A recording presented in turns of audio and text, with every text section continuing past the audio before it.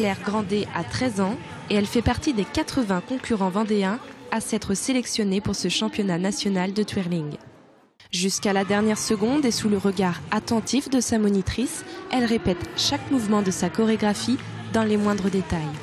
Il faut beaucoup d'entraînement, répéter et répéter toujours le même mouvement pour qu'il soit atteint vraiment la perfection maximum.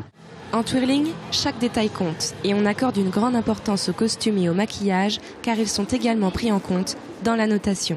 On veut pas des choses un peu trop théâtrales, on veut rester quand même dans du sport, donc la tenue elle doit être sportive et décente. C'est principalement la définition qu'on attend de notre tenue, c'est du sportif et du décent.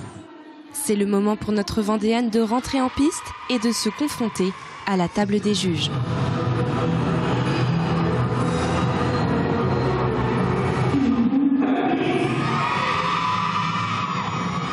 Claire sortira plutôt satisfaite de cette prestation.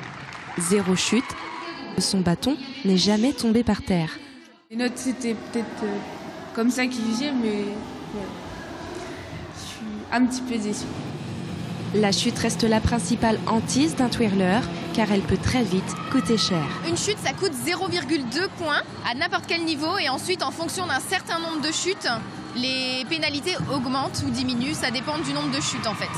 Le twirling a longtemps été comparé avec les majorettes, et pourtant, quand on regarde d'un peu plus près, ils n'ont pas beaucoup de points en commun. Le seul point commun avec les majorettes, c'est l'instrument, c'est le bâton. Donc sinon, ça n'a rien à voir. Nous ne défilons pas dans la rue avec des chapeaux et des petites jupes.